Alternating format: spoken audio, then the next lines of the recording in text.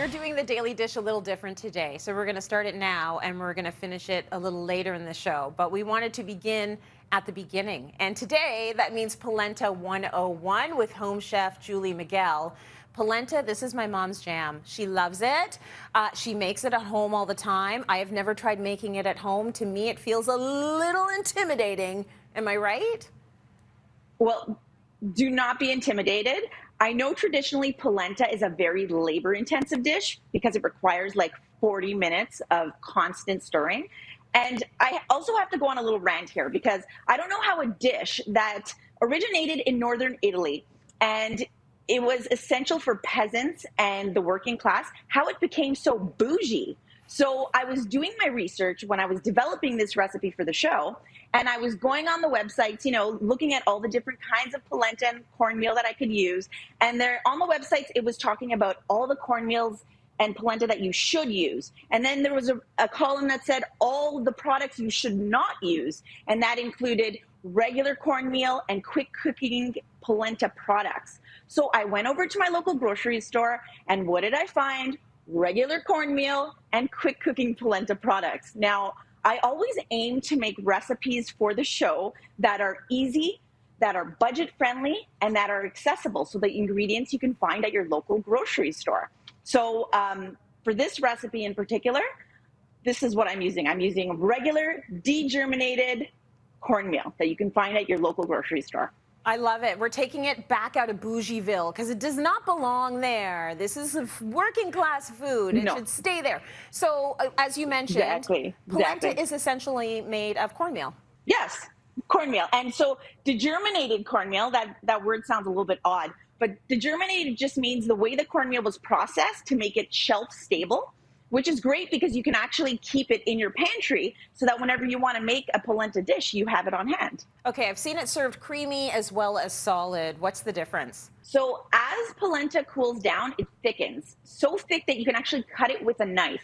So polenta is not only delicious served hot, but it's actually delicious served cold, which makes it great for leftovers. And it's so versatile. You can literally grill it, bake it. You could sear it in a pan. You can eat it with vegetables, meat, cheese, like fish, basically everything. It's super, super versatile. See, obviously you're a fan. So today we're making creamy Parmesan polenta, which sounds delicious.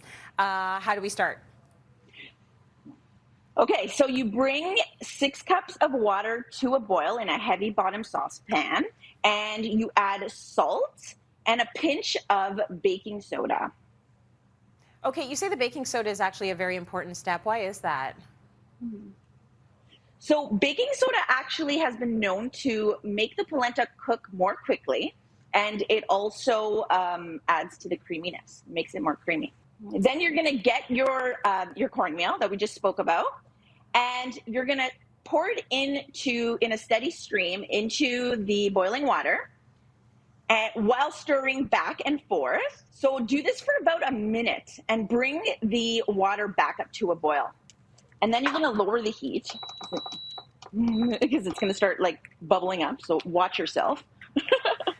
And then you're going to cover it for about 5 minutes. Okay, so what's happening in those 5 minutes, or what do you do after the 5 minutes? So after the 5 minutes are up, you're going to grab your whisk and you're going to whisk out any lumps that have formed.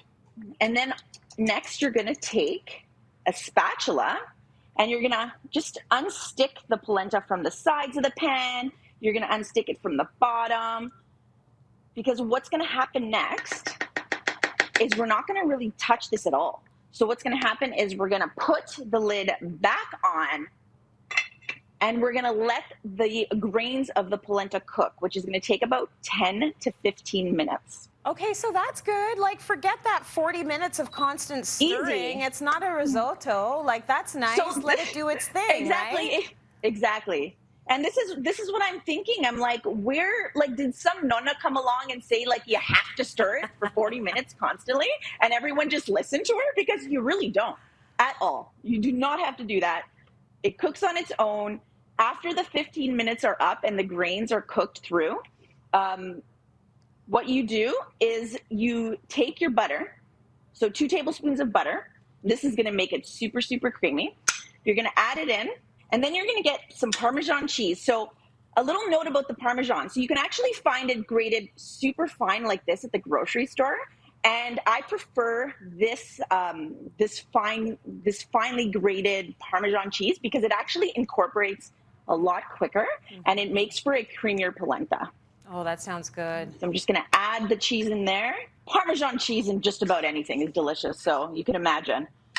And it adds some flavor to the polenta as well because it is just cornmeal at the end of the day. So it adds like a little bit of cheesiness, a little bit of saltiness. Super, super delicious.